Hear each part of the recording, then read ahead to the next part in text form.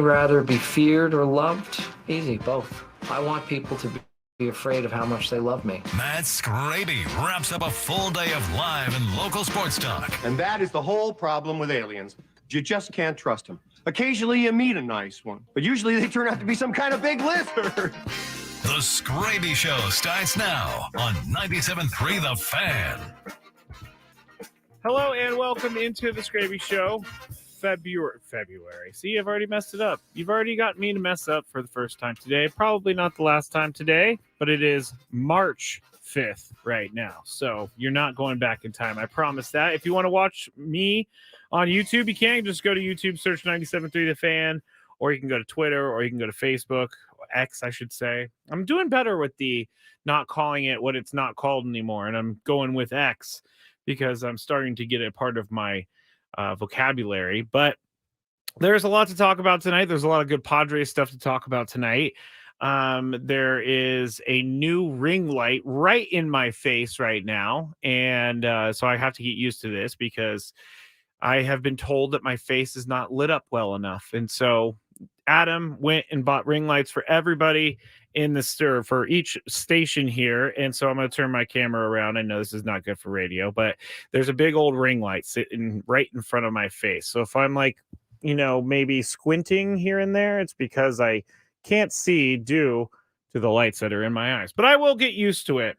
I just logged on to MLB.com to check and see if there is any last second news that I wanted to talk about, but I actually instead saw a video of Mike Trout and Shohei Ohtani talking before their game tonight. So they are playing right now in spring training.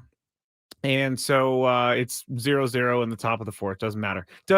Remember, Daniel Hudson on the mound for the Dodgers. Can't believe he's actually still playing. Anyway, I was watching them kind of chat and talk on the field before the game, and there was one thing that stood out to me, and it is something that no one's ever really said, but it's got to feel so lonely to be Mike Trout. It has to be the loneliest feeling in the world, looking over at the Dodgers and seeing Shohei Ohtani, the guy who was supposed to help you get to a World Series and help you get to the playoffs, on another team. And I can only imagine what that feels like deep down inside for Mike Trout. I know that Mike Trout, is making a lot of money, and I know that Mike Trout is a great guy and he's standing by his team, as he said, but I just have to feel like there's some part of him that wants to get angry and wants to get out of the Angels. It has to be, right? I just don't understand. I do understand, because I talk about all the time where I like guys in sports that have integrity and are men of their words. And Mike Trout is definitely a man of his word by sticking by the Angels. But that little interaction that I saw on the field it just hit me like a ton of bricks. Like, man, that stinks. When you say goodbye to Ohtani, Mike Trout, he's going to the other team. He is not coming back into your dugout. And that's, again, a very, very lonely feeling. All right, let's go and see who's in the chat right now. We got Diesel. He was first today. Anthony Castro, Evan the Cat. And people ask me, why do I call Evan the Cat? I don't call him a cat. He calls himself a cat. We got Annabelle, and we got Dominic. We got all of the normals, the Scrabinators, I should say, not normals. Scrabinators are in the chat right now. So thank you. Oh, Jocelyn's there too. Thank you, everybody, for joining me tonight. We started the show. I'm going to get into the news of the day. So if you're just getting in your car after work, I'm going to give you some of the updates on things that are happening.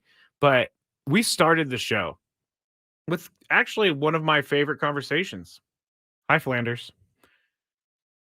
It was about the games that I play on my phone. I forgot where I was going for a second. Sorry about that. But I play the game Train Station 2. So if you have any games, let me know, because I play a lot of different games. And I'm just going to go over a few of them right now. But I play, there's something called Plague Inc. I don't know if anybody knows what Plague Inc. is, but I got this before the COVID thing. I download this game, and basically you try to evolve a disease and take over the world, and it's time consuming. It's very, very addicting. I also play like Homescapes, which is a good puzzle game. I don't care for anything else other than the puzzles. I have Madden on my phone. I have Woodoku, which is great. It's very difficult. I play a lot of Spider Solitaire, like a lot of Spider Solitaire on my phone. It's where I go. Like on the plane a couple weeks ago, Spider Solitaire, because it goes offline.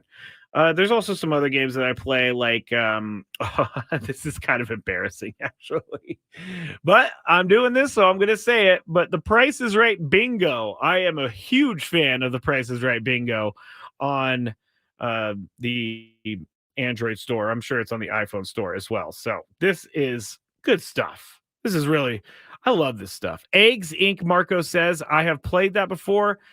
I gotta say, if you're a game player on your phone, and let me just say it this way, make sure you know that it's just a game and that you don't need to pay $150, $200 to get to the next level. I made that mistake a long time ago. Egg Inc. was one of those things. I made that mistake because I was so close to getting to the next level. And in this game, you just basically create chickens and you have to buy different farms, and it sounds really boring, but it's not. I promise you, it's not boring. But I was just, every time I would get to the end, I was just so close to beating the level. And so I would go and I'd buy those credits and I would, boom, waste my money on eggs. Egg, I don't even know what to call it. Like egg currency. It's very, very strange. Marco says eggs is a grinder, long grinder. I know. Anthony or Dominic says, I'm old and boring. I do crosswords on my phone. I do that as well. No problem. Don't say you're old and boring. Diesel says Scrabes an old soul in a young man's body. This is very true. Wow, Jocelyn was actually on Prices Right, and she spun $1 on the big wheel. That is very cool. That is like one of the coolest things that I've heard today. I always wanted to do the Price is Right growing up, and getting $1, wow, that's crazy. It's time to get caught up on the latest with the news of the day. Oh, Diesel just said Doodle God. I have Doodle. I do. Oh, I'm sorry, I don't have Doodle. I have Hold Down, which is pretty fun. I know we're still talking about games. Snake.io is pretty fun. I have that one as well. And it's not like I'm playing all these games at once. I play them, I go in phases where I'm like really into one game and then I move on to the next game and then I move on to the next game. But anyway, it's enough about the phone games. Thank you everyone for giving me your games. That was actually, I need to branch out a little bit in my game playing. All right. So news of the day real quick is going to be about the Padres. They did lose today to the Diamondbacks, so it's not like I'm sitting here being all fun and fancy about the Padres winning in spring training, or I'm not going to be overly positive for a loss. But as everybody tells me, spring training doesn't matter. But here's some of the guys that were playing today against the Diamondbacks for the Padres, and these guys are all in roster fights right now. They all need to perform well, and they all need to really show the front office that they are ready for the big league level. And Jose Azocar, 2 for 4. Graham Pauley, 2 for 3. Wade, 2 for 3, 2 RBI. Rosario, 1 for 3. Brett Sullivan, 2 for 3, double RBI. So all of those guys are fighting for a roster spot, and all of those guys are doing great things for themselves. And if you want to hear more of Tony's thoughts on this, go back to the 2 p.m. hour of Gwen and Chris and listen to the first 30 minutes or so. But this is exactly what you want to see out of the Padres. I mean, these are the guys that the Padres have. These are the guys that the Padres are going to go into the season with, most likely, unless something crazy happens. And so you want to see these guys competing like this. You want to see these guys not folding up. You want to see the Padres have to make a really difficult decision on every final roster spot. Because if they're having to make these difficult decisions, that means that they have some good players to choose from. And so far, I would say this is going to be a really difficult decision for AJ Preller and co, because there are so many great guys on the team, like Brett Sullivan. I was thinking about him earlier when I saw that he did well today and pretty much all spring training. But I wonder if Brett Sullivan gets a roster spot over other guys because of his experience at the big league level. And now I know it's very limited experience at the big league level, but at the same time, he does have that experience, and he does, that's huge for a player. So it's not like, Brett Sullivan is going to save the team, but Brett Sullivan might be better than, Wade here in the beginning of it, or Eggy Rosario, just because he has that big league experience. And again, very limited big league experience, but it still is experience nonetheless. Anybody who has experience, I think, already has a leg up on the competition, because they already know what to expect. They already know how to prepare for it, all of that stuff. But we're going to get into the Padres as we go along. Pedro Avila, I guess I'm going to save him for a little bit later, because we are in the news of the day. So let's move to the next news story of the day, and it's going to deal with the Boston Red Sox, Lucas Giolito. Jeff Passan tweeted this morning. Brutal news. Initial imaging showed Boston Red Sox starter Lucas Giolito likely has a partially torn UCL and flexor strain and can miss the 2024 season, league sources tell ESPN. Giolito, who signed a 2-year deal with Boston, may need surgery to repair the right elbow damage. So that's definitely a huge thing for the Red Sox. They went out, got Giolito. They traded away Chris Sale. So there goes Chris Sale. He's on another team now. But Giolito, I remember, I'm trying to get how much he was paid, because I remember seeing his name come off the board, and we talked about him in regards to the Padres. But I remember seeing the price being a little too much for me. And yes, he is going to make, he signed a 2-year, $38.5 million contract with an AAV, annual average salary of $19.2 million. So what I'm trying to say here is, this is why, when you ask why owners don't want to pay players, this is why. And everything is guaranteed in baseball. And so you could sign a guy to $100 trillion and they could play one spring training game and be out forever. And you're going to get paid that money. And this is why I think owners have such a hard time spending a ton of money on guys like Blake Snell and some of those other guys that are still on the market. I feel like owners just aren't sure what they're going to get, and they would much rather keep that money in their pocket than pay out the $18 million that Lucas Giolito was getting in 2024 and for him to do nothing all year. And again, that's not really his fault that he got injured, but still, it's a big chunk of change that is going to a guy who's injured. So I really don't, I guess I would have been happy if the Padres signed him, but I was always a little bit I questioned a little bit as to what Lucas Giolito still has. But $18 million, he might have Tommy John surgery. No one really knows, and yet at least.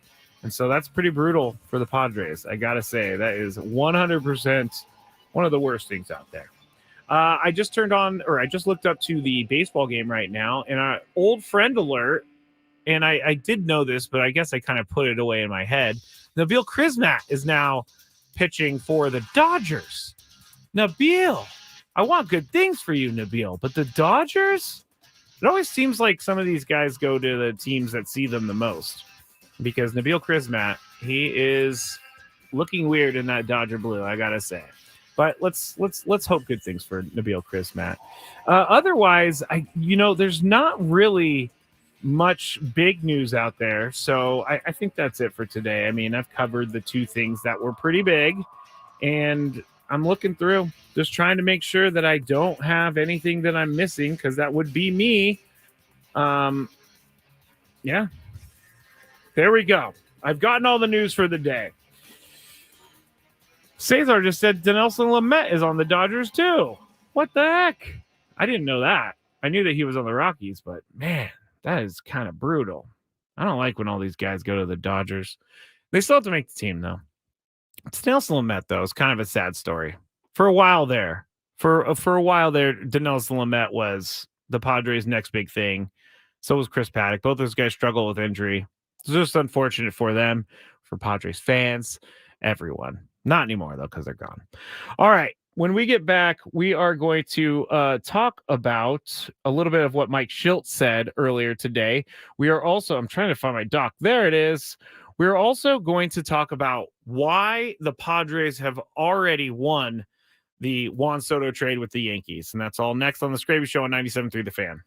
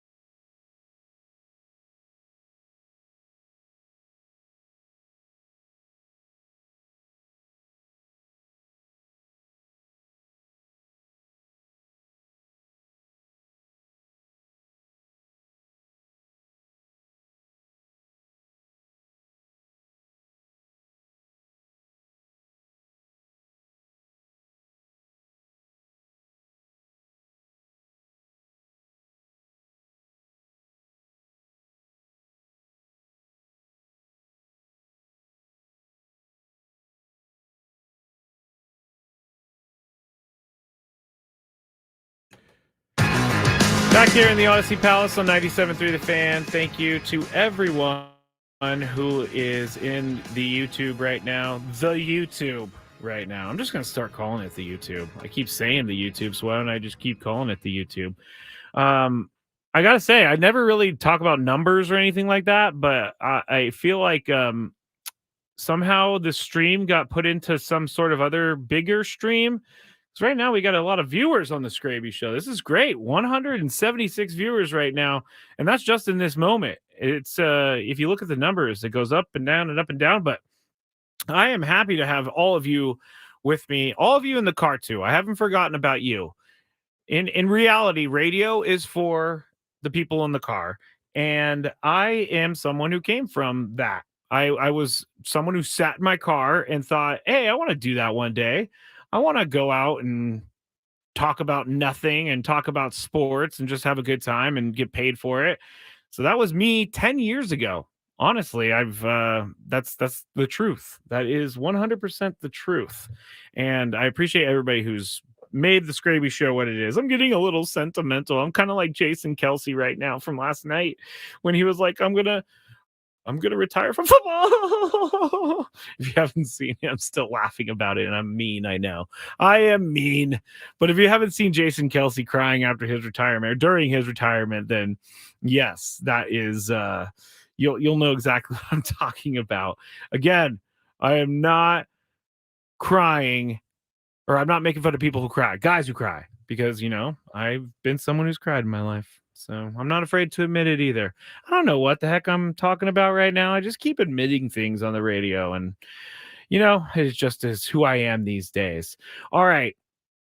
I said before the break that I was going to talk about why the Padres have already won the trade with Juan Soto. And the reason is this has already been talked about, but I feel like it's already done.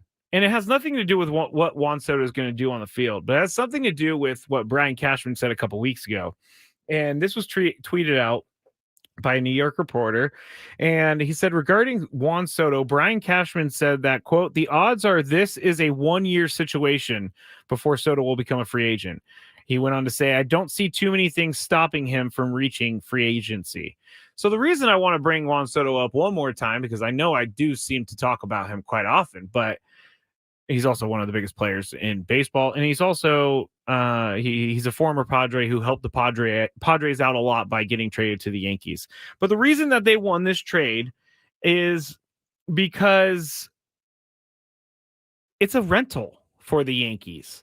And this is exactly what this is exactly what I said years and years and years ago about being a prospect hugger, because I didn't want to trade a bunch of prospects for Mookie Betts to come over to the Padres when he was still with the Red Sox, and so he could do a half-year thing and then be on his way.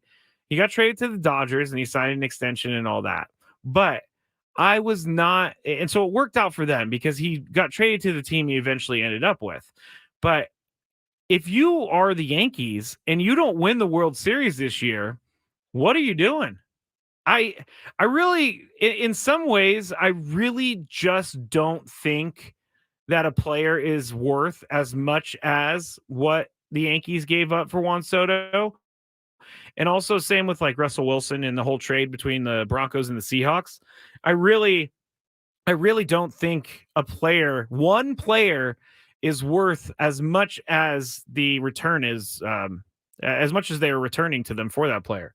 And Juan Soto is a good player. We all know what he could do. We all know the downfalls. We all know the things that he does really well. We all know who Juan Soto is and what he's all about.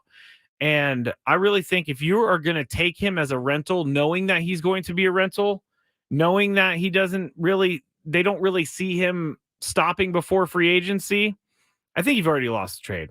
And now if they go on to win the World Series, I'm going to have to play this back, and I'm going to have to say I was a dummy and they made the right move by getting Juan Soto. But I don't think that's going to happen. I just don't think the Yankees are going to pay the $500 million for Juan Soto. And I just don't think many teams. We're seeing right now with some of these bigger name players still not with teams like Jordan Montgomery and Blake Snell is teams are starting to kind of push back on the money a little bit. I talked about it last night. The C word, as Kike Hernandez said, collusion. Teams just don't seem to want to spend big money on certain players. And I can see both sides to that argument. Because like I said, some guys just aren't going to perform and you're going to be wasting all that money.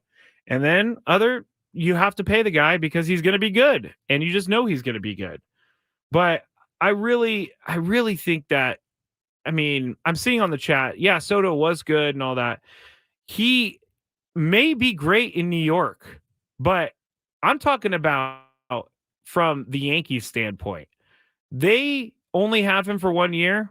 That's a failure, in my opinion. You're not setting yourself up for the future by trading away 4 big name pitchers and a catcher for Trent Grisham and Juan Soto. Now, I know Trent Grisham's having a decent spring, but again, it's spring training. I just don't see how you can mortgage your future like the Yankees did and feel good about the future the rest next year, the year after. I just don't see it. Maybe they think that they're going to be able to get Juan Soto back in free agency. Now, when Brian Cashman says, I don't see too many things stopping him from reaching free agency, that doesn't mean he's going to be a Yankee next year. That just means that he's going to be a very expensive Yankee next year. And I really think that AJ Preller, the more that this trade breathes, the more that it decants. I think that AJ Preller made a pretty good deal with the team, for the team, I'm saying. I think that there's a lot of things to criticize AJ Preller for this offseason, and there's a lot of questions to ask AJ Preller for this offseason. But I'm not going to question him about this trade. At first glance, when we first started talking about could they trade Juan Soto, I was like, no, don't trade Juan Soto. He's only going to be here for another year, or he's going to be here for another year and a half or so. And I just am looking back on that and thinking, with the guys that they got and what's going on in spring training so far, I think they made the right decision. So, Yankees, I'm sorry to say, congratulations. You played yourself, as DJ Khaled would say. Isn't that DJ Khaled? I don't even know where I have it on the board anymore because I need to play it. I'm not seeing it anymore. I think someone replaced it. I really think someone replaced it. I don't know. Do you feel the same way? If you do, go on the chat in YouTube and let me know how you feel about the Padres and the trade with the Yankees. And I know that we still need to see all of these guys compete, all of these guys get to the regular season, but I think we are seeing what we have in the guys that came back from the Juan Soto trade. So good stuff. Really, really good stuff. And I could criticize AJ a lot, but this one I'm going to give him credit for. Now, one of the things too, I think that is going to be I'm not speaking English well today. Hugely important is that and pitch an entire season. They certainly missed him last year when he missed the beginning of the year. There were certain spots that they definitely needed a guy like him to come out of the bullpen and close down the game. He wasn't available, came back in the end of the year, but it was a little too late at the end of the year for Robert Suarez, unfortunately. There was no time really left in the season, and they weren't going to make up the ground that they had already lost. But this year, if he is in, talk about big contracts. Let me go back to this Robert Suarez contract real quick. And I think that contracts are important in talking about teams because all this money could go somewhere else if it's not being used for, if it's not benefiting the team like they intended it to.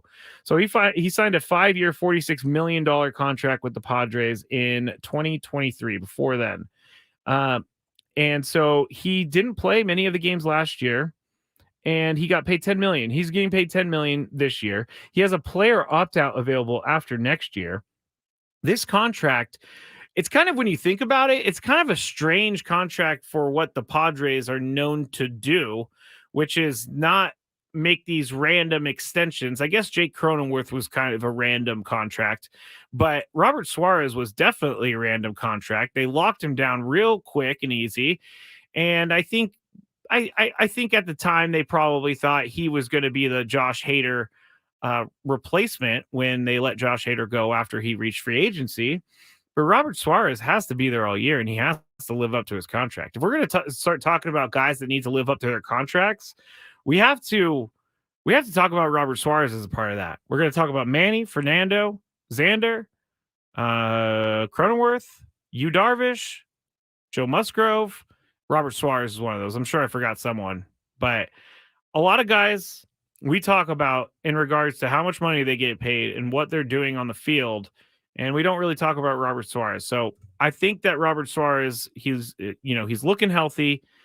He might not be having the greatest spring training, but again, this is where they go to work on things. And Mike Schilt was asked by the media to kind of describe Robert Suarez and give a little thought into what is going to happen with Robert Suarez this year. I'm going to steal your word, unflappable. That's a good one. The guy captures it as well as anything with him. He is a guy that clearly has the stuff to pitch at the back end of games. I love his heartbeat for it. Relative to heartbeat, that just because you have a slow heartbeat doesn't mean that's what it takes. But he's not going to make it bigger than it is. And so that's important. And the unflappable part's important. And he's got the weapons to go with it. So all those things really are a nice elixir to be able to go towards it back into a game and close it down.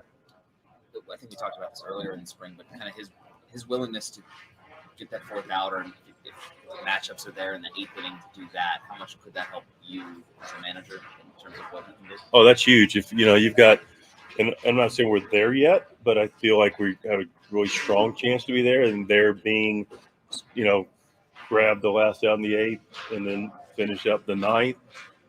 Or in certain days, certain matchups, as other players evolve and pitch well, based on situation for the eighth and ninth being somewhat interchangeable.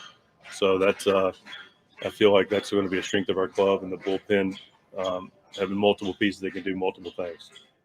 That was Mike Schilt talking to the media this morning about Robert Suarez. And another side note, we talked earlier that it's illegal for a clip from spring training to be played without a golf cart reversing. So I might get arrested for not having that. But it was filled with the metal spikes on the ground, which is another thing that has to go into every single clip from spring training. But Robert Suarez, I'm looking in the chat right here, and there's not good feels, as they say, for Robert Suarez in the chat over here. I think that I'm still willing to give Robert Suarez a little bit of time.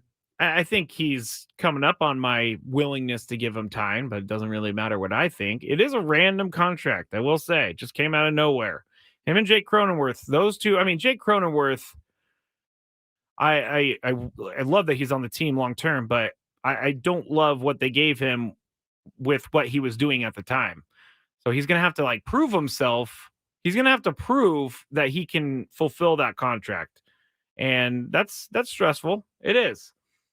I'm seeing someone say that the Cronenworth is all on Seidler. This is from Trevor. I think they were buds. I have no idea. And I don't think that's how it works. I really don't. I mean, trust me. I those thoughts cross my mind too, but then I have the inner Tony and Chris telling me in the back of my head, Skraby, you're just being an idiot. That's what they say to me. And I say, no, I'm not. But then I think about it from the other side, and I don't think that would ever happen. Peter Seidler's not giving out money just because he's friends with someone.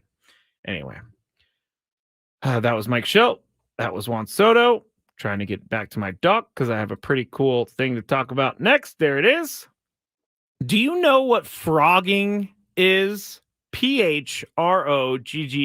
Don't look it up, because I saw a movie last night and it terrified me. So I'll let you in on this thing that happens, and it's creepy and weird, and I'll tell you when we get back on the Skraby Show on 97.3 The Fan.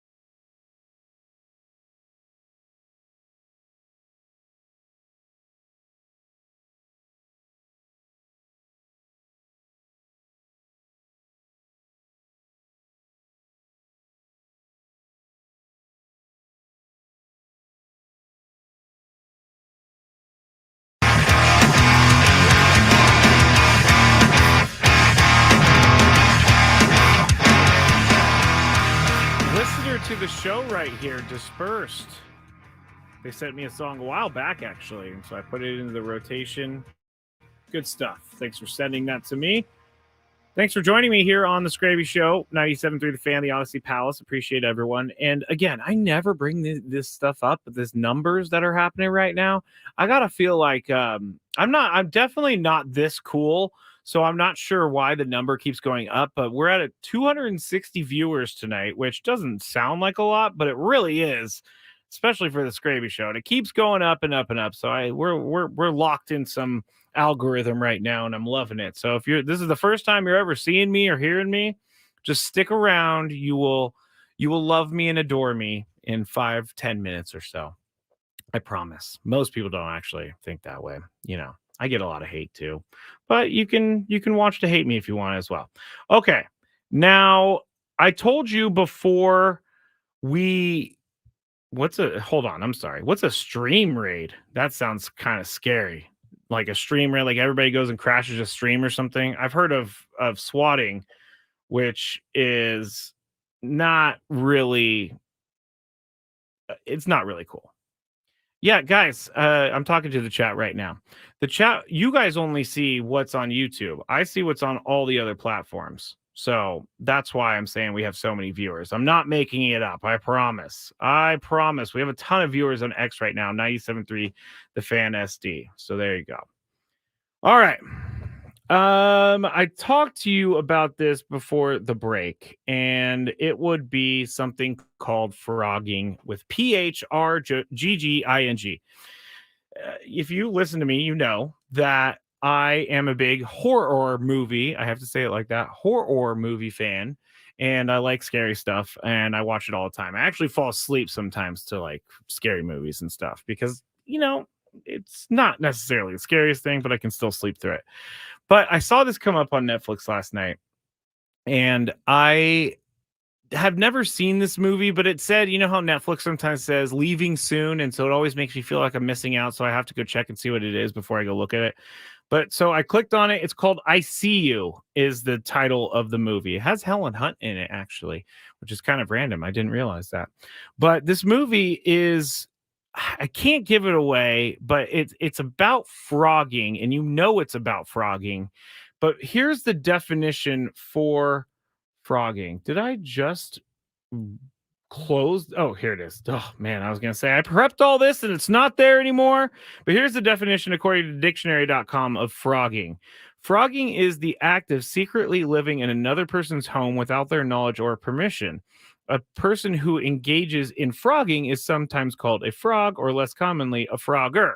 So this is a creepy, creepy, creepy thing for me to even think about and watch. But I went into this wormhole on frogging, and apparently this is a real thing. And so I'll just tell you in the movie how they get in. They wait for someone to leave, and their garage door is still going down. And so they kind of throw their stuff in there, and they get into the house, and then they just go hide in the attic. And while the people are gone during the day, they go and eat their food, and they go watch TV and things of that nature. And it's all unbeknownst to you. And so I started looking through some of these stories that are out there, and there are some really scary stories about people that are frogging, people that have lived in other people's houses. And then I saw some videos, and this is just something that I don't even understand. It goes through someone's mind. And just imagine this actually happening. Imagine this happening to you. So I found this video. I believe it was in a New York apartment. And this person was concerned because every time they came home from work, some of their food would be eaten, or it would be on the floor, or something weird was always going on when they got home. And weeks go by, things keep happening. They're like, I just can't really figure out what's going on. So they put up a camera in their house. And what they find is one of the most terrifying things I have ever seen in my entire life, and it's all real. And the camera shows once these people leave for the day that someone lets themselves down from the attic and just go to town on their house, take a shower, take a nap in the bed, go and look through their fridge. And so this has me on a new level of concern, and I'm going to be checking every place I go now. Because I don't want someone living in the attic. Can you imagine? Can you imagine? I don't even want to scream it because I'll break the microphone. Can you imagine how scary? Oh, I almost said a swear word. How scary that would be. So just look up frogging if you want to hear more of those stories. There's actually a show called Frogging, Hider in My House. But Brink's Home Security also has an offering on how to know if someone is frogging you. And if you here are some of the things, I guess I'll just become a PSA for frogging right now. No, Jax, you cannot frog up at my place for a few months. No, you cannot live in my attic.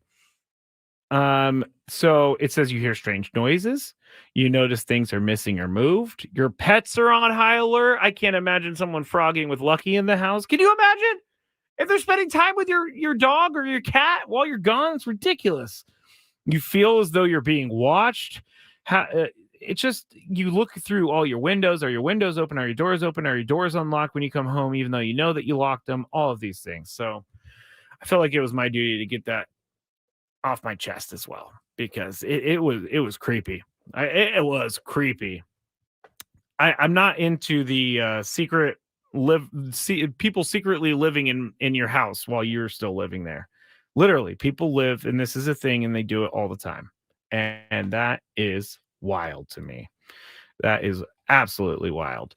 All right, so the Angels right now are up 3-0. Max Muncy, I don't know. Oh, Max Muncy is limping his way to first base. I'm not real sure what happened there, but he looks like he's okay, I guess. Bottom of the sixth, 3-0. The only reason I'm mentioning that is because it's right in front of me.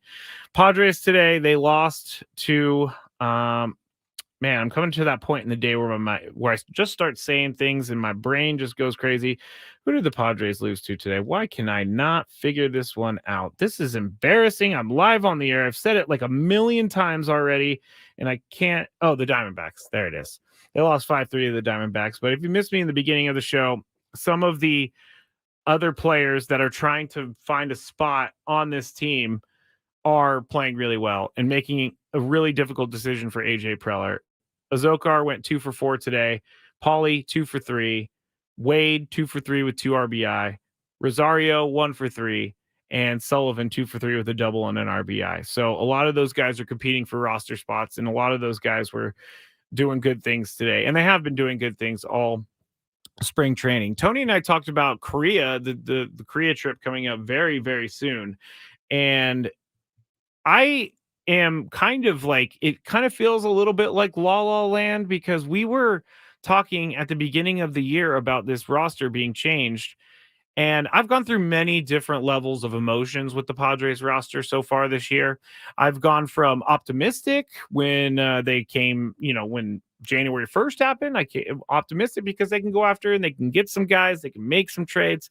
And then once spring training started and they still have the same guys, I felt a little bit down about things. And then I went back up and then I went down.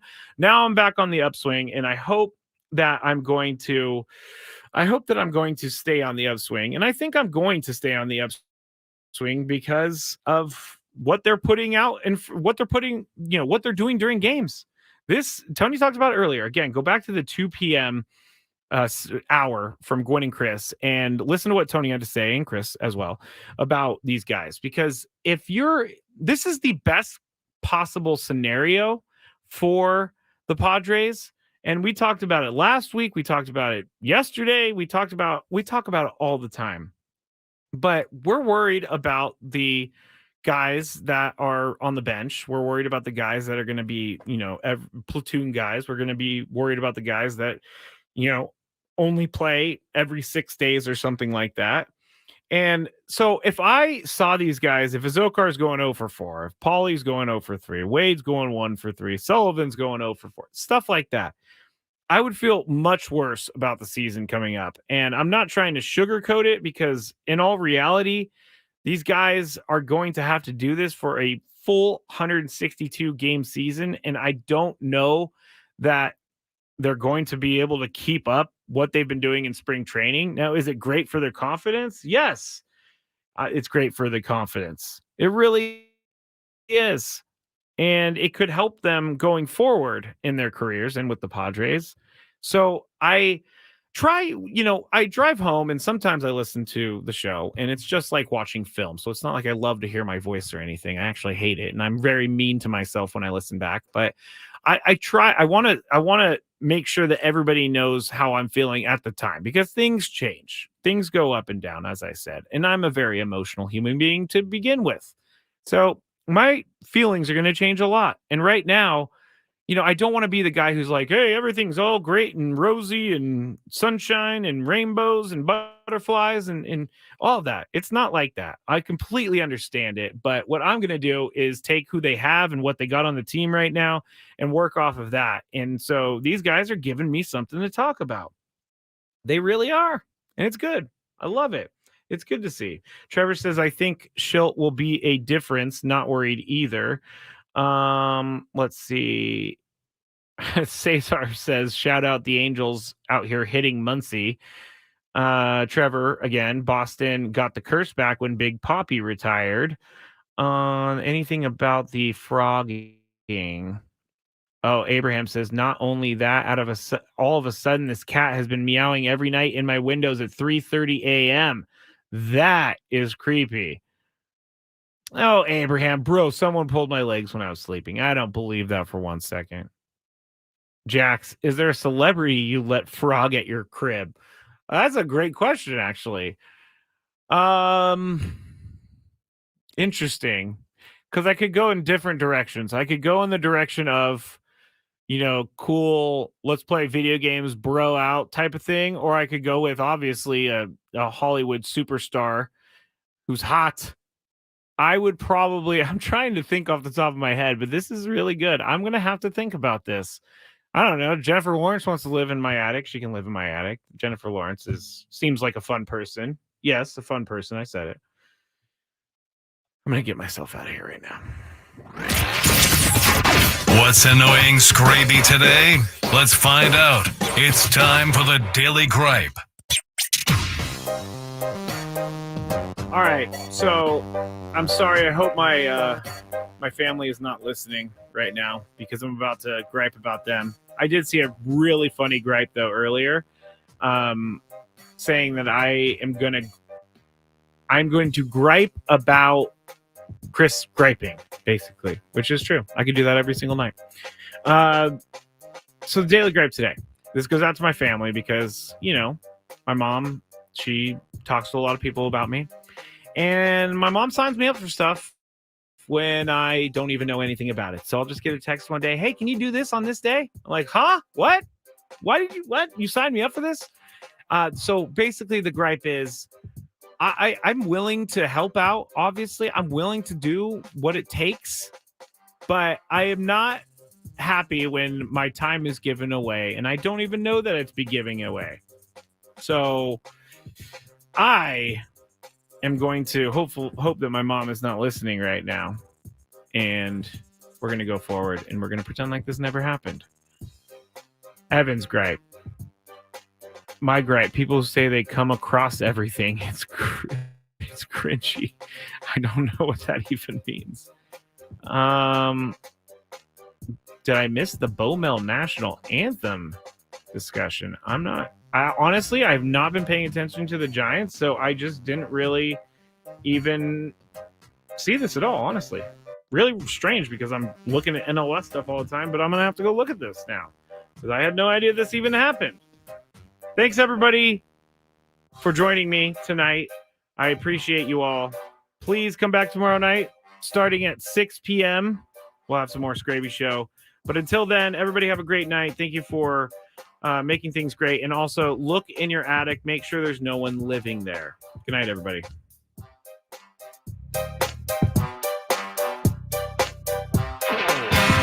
Hey, Chris Ello here from Gwynn and Chris. Baseball season is back, and we are excited to talk Padres with you. Get insights and banter 2 to 6 p.m. weekdays on 97.3 The Fan. Roll with the Flyers in the A-10. I'm Joe Ostrowski here to help you beat the books with BetQL. Dayton is a big road favorite tonight in St. Louis, and the BetQL model is backing the Flyers. The BetQL model has Dayton -9 as a 5-star best bet. BetQL projects this number as Dayton